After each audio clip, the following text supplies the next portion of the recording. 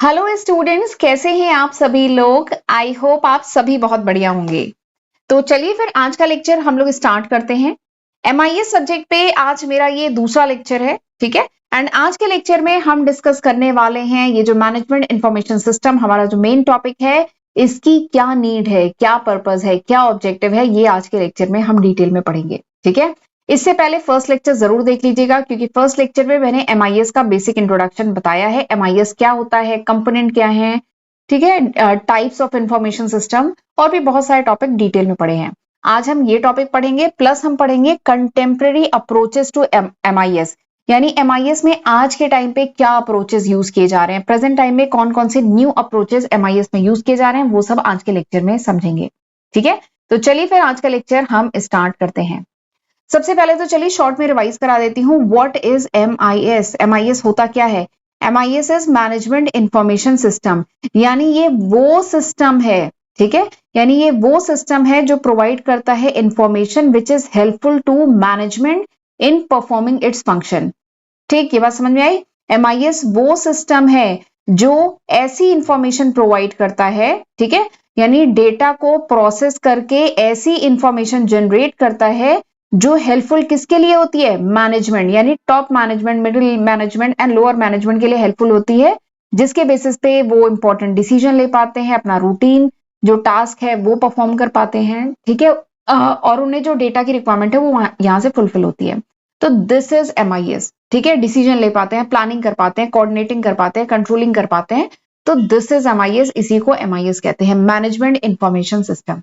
ठीक, रटने की कोशिश मत करिएगा, यहाँ इसके नाम से ही इसका वो निकालिएगा मतलब, ठीक। एमआईएस मतलब वो सिस्टम जो प्रोवाइड करती है इंफॉर्मेशन जो मैनेजमेंट को हेल्पफुल होती है, जिससे मैनेजमेंट अपना प्लानिंग, मैनेजमेंट के क्या काम होते हैं? प्लानिंग करना, कोऑर्डिनेटिंग करना, ठीक है, कंट्रोलिंग करना, डिसीजन लेना, इन सब में एमआईएस मदद करता है, ठीक है। वो ऐसी इंफॉर्मेशन प्रोवाइड करता है जिस इंफॉर्मेशन को यूज करके मैनेजमेंट ये सब काम कर पाते हैं, ठीक। तो दिस इज एमआईएस, इसी को एमआईएस कहते हैं। अब सवाल ये आता है, what is the need of MIS? जरूरत क्या है एमआईएस की, क्यों आया ये कॉन्सेप्ट? तो देखिए, इस एमआईएस की बहुत जरूरत है। आजकल आप देख रहे हैं कंपटीशन कितना ज्यादा बढ़ता जा रहा है। जो आज की जो मॉडर्न ऑर्गेनाइजेशन है वो कितनी कॉम्प्लेक्स होती जा रही है। पहले के बिजनेस क्या होते थे? सिंपल होते थे।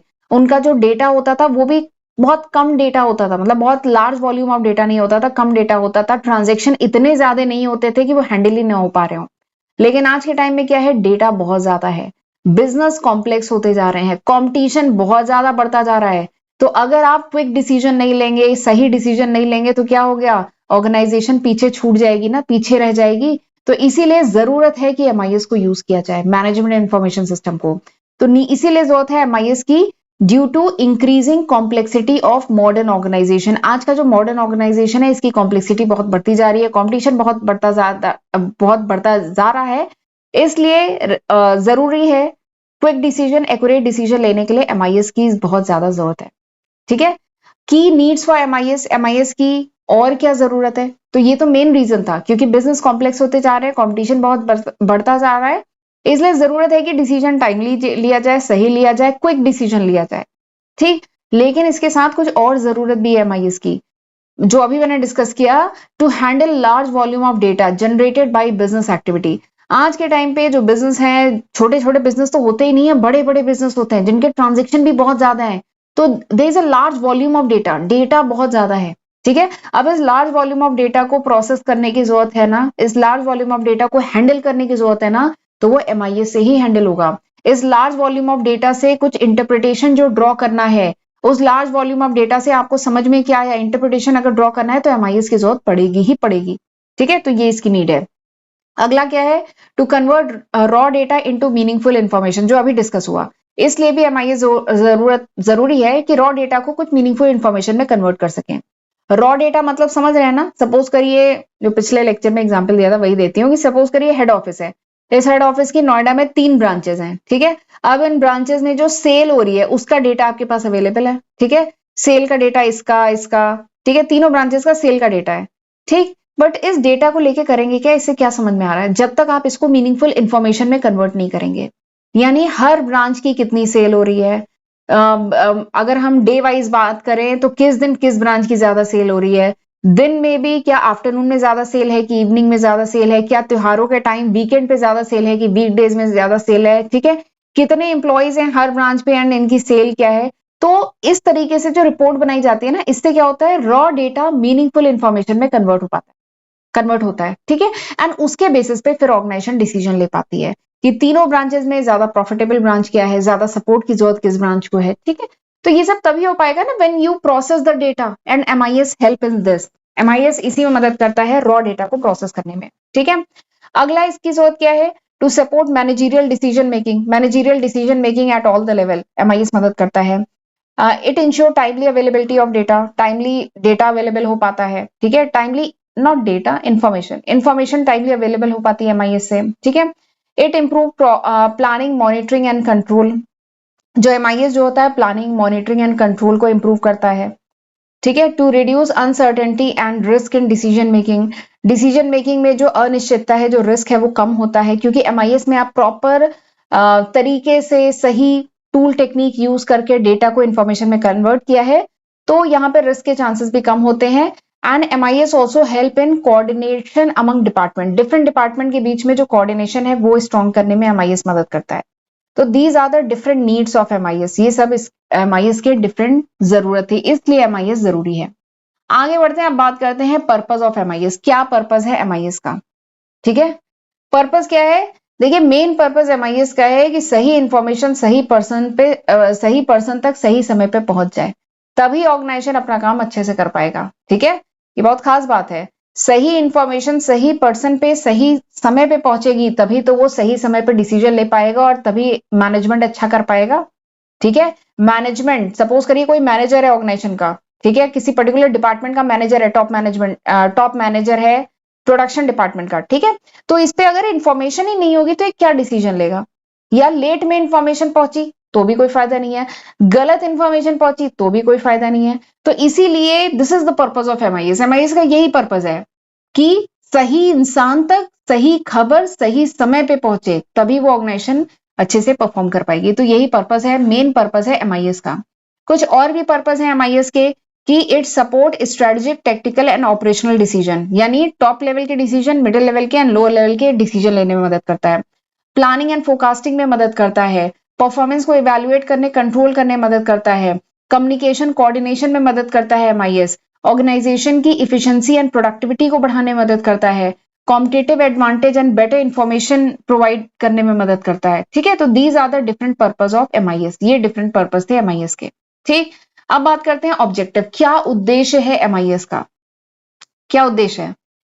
तो देखिए ये इसके कुछ ऑब्जेक्टिव है, वैसे ऑब्जेक्टिव बोलिए, नीड बोलिए, पर्पस बोलिए, ठीक है, ये सारी चीजें एक ही हैं, बस घुमा फिरा के सारी चीजें लिखी हैं।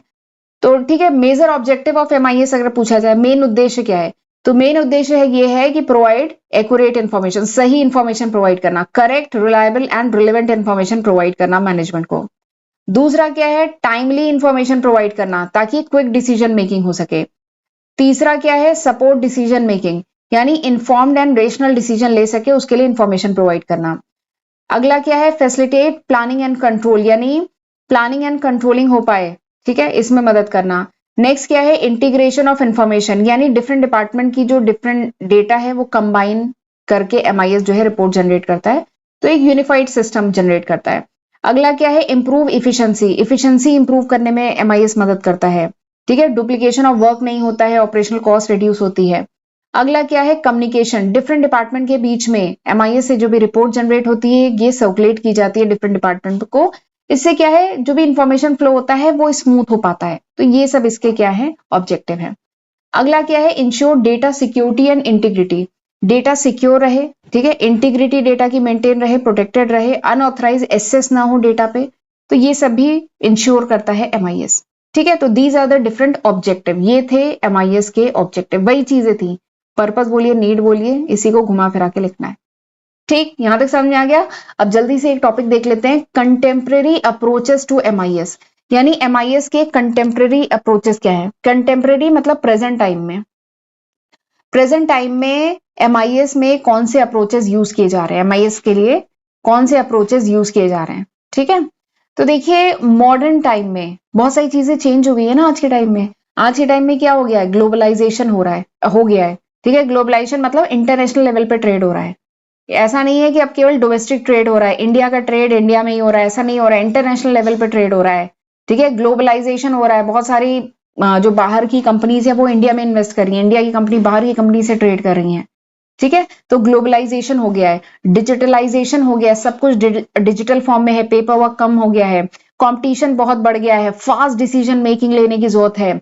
जो देर से लेगा डिसीजन तब तक तो जो कॉम्पिटिटर है वो कह लीजिए डील क्रैक कर चुका होगा, तो डिसीजन भी फास्ट लेने। तो देखना सारी चीजें चेंज हो गई है पहले के कंपेयर के पहले के से हम कंपेयर करें तो आज के टाइम में ग्लोबलाइजेशन हो गया, डिजिटलाइजेशन हो गया, कंपटीशन बहुत बढ़ गया है, फास्ट डिसीजन मेकिंग की जरूरत है। तो इसलिए अब जो पुराना तरीका था ना, ट्रेडिशनल रिपोर्टिंग सिस्टम, रिपोर्ट बन रही है ट्रेडिशनल तरीके से बन रही है, फिर कल सर्कुलेट होगी, परसों सर्कुलेट होगी, डिफरेंट डिपार्टमेंट को इन्फॉर्म किया जाएगा। तो अब वो तरीके से अगर काम होगा तो फिर क्या होगा, पीछे रह जाएंगे। तो इसलिए कंटेम्प्रेरी अप्रोच, आज के टाइम में एमआईएस में क्या अप्रोचेस यूज किए जा रहे हैं वो जानना बहुत जरूरी है, और यही सब आजकल यूज किया जा रहा है। ठीक है। एंड ट्रेडिशनल तरीका अब छोड़ दिया गया है, आज के टाइम में फोकस किस पे है, इंटीग्रेशन पे। ठीक है। यानी डिफरेंट डिपार्टमेंट की जो इन्फॉर्मेशन है इसको इंटीग्रेट करके एक जगह डेटाबेस मेंटेन किया जाए एंड ये रियल टाइम पे अपडेट हो। ठीक, इस बात पे फोकस है। एनालिटिक्स पे फोकस है, ये जो डेटा है इससे समझ में क्या आ रहा है, इसका एनालिटिक्स निकालना बहुत इंपॉर्टेंट है। इंटेलिजेंस, बिजनेस इंटेलिजेंस पे फोकस किया जा रहा है। ठीक है।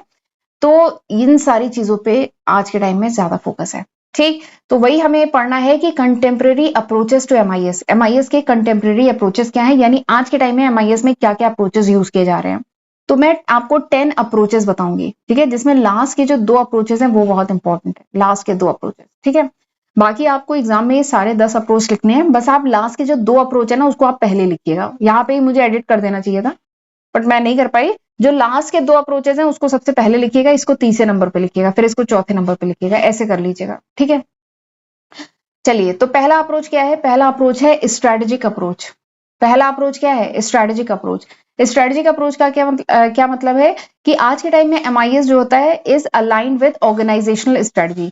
आज के टाइम पे एमआईएस जो रिपोर्ट जनरेट करता है वो ऑर्गेनाइजेशन की जो लॉन्ग टर्म स्ट्रेटजी है, लॉन्ग टर्म प्लानिंग है, उसको ध्यान में रख के एमआईएस रिपोर्ट जनरेट करता है। यानी एमआईएस को अलाइन कर दिया गया है किसके साथ, ऑर्गेनाइजेशन की स्ट्रेटजी के साथ।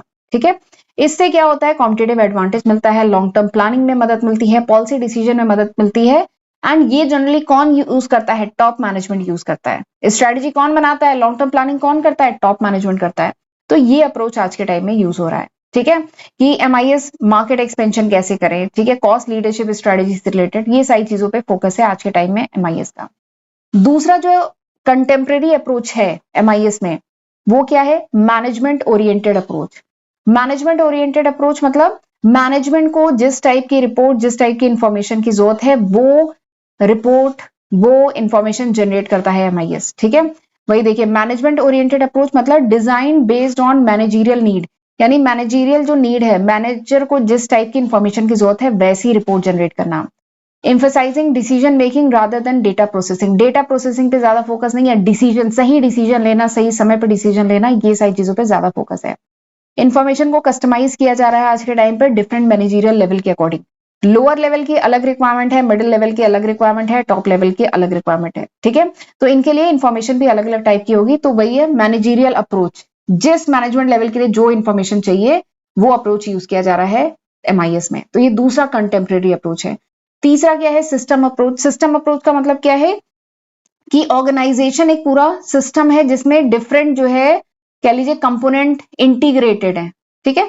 तो ये अप्रोच अब यूज किया जा रहा है एमआईएस में कि organization is viewed as an integrated system. Organization को देखा जा रहा है कि एक इंटीग्रेटेड सिस्टम है, यानी ये कई सिस्टम से मिलकर ऑर्गेनाइजेशन बना है। ठीक है। ये सब सिस्टम है, एचआर, मार्केटिंग, ठीक है, HR, marketing, finance, production, purchase, store, different department जो है ये इसके सब सिस्टम है। और एमआईएस जो होता है लिंक करता है, इन सबको एमआईएस लिंक करता है।